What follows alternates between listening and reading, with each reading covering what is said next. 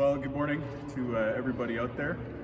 I just want to quickly share again that with the new restrictions coming into place at midnight last night, that I want people to think about Code Red not as a stop sign that's holding us back from anything, but rather as, that red heart emoji that shows our love for our community, or maybe like the red poppy to acknowledge the sacrifice of the war veterans who came before us.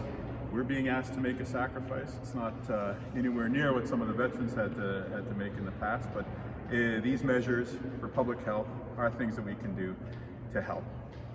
So I'm here to respond to Mr. Pallister's press conference, and I just wanted to begin by sharing a few words. First off, I think Manitobans have lost confidence in this Premier's ability to manage the pandemic. Every measure that he said that he's thinking about doing today are things that should have happened weeks ago. And worse, he ignored the number one priorities out there, which is increasing ICU bed capacity, offering support for local businesses who are going to be hurting because of the new restrictions, and coming up with concrete new plans to keep students safe in classrooms. The fact that the Premier did not address head-on the needs around our healthcare, our economy, and our schools, to me suggests that he's either willfully ignoring the greatest priorities that Manitobans have with respect to fighting the pandemic, or he simply just doesn't have a handle on what the issues are. The failures around enforcement have been known for weeks, and unfortunately, bringing in new enforcement measures this week is not going to make a difference. Right now, the number one change that we need to see in order to help Manitobans get back to normal is an increase in the ICU bed capacity. Dr. Roos and Lynette Siragusa said it themselves last week. A number of physicians and healthcare experts spoke out over the weekend and outlined the following point. The real reason that we're seeing restrictions come into place is because the hospitals are full, that the ICUs are reaching capacity. There's a direct link.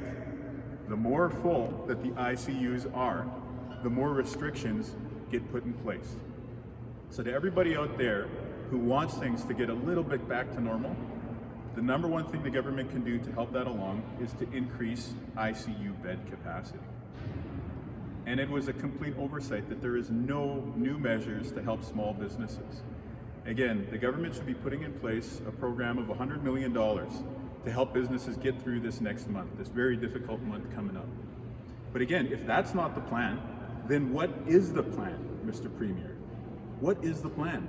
There was nothing new there to help the businesses that are hanging on by a thread.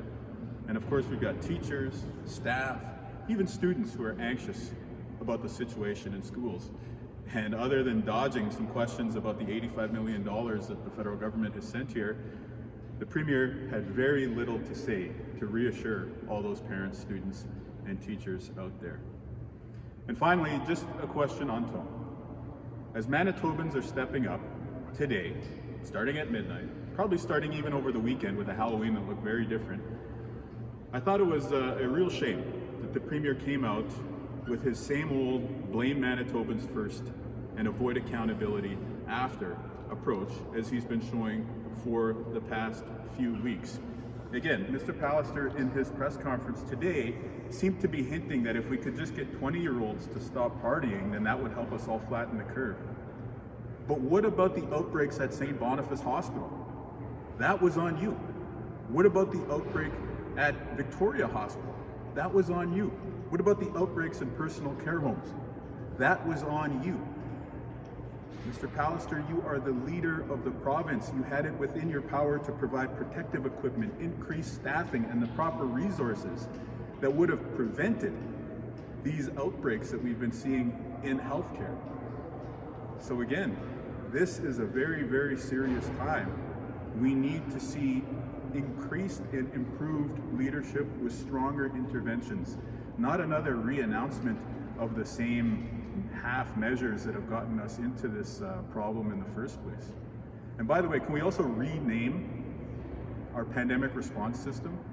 I don't think Restart MB is the right tone when Manitobans are being asked to abide by new restrictions. It reflects the flawed thinking when this government in the summertime put up the mission accomplished banner even though we all knew that the pandemic was going to continue to be with us for months and potentially years. So again, the tone is important insofar as it helps Manitobans to understand the severity of the situation.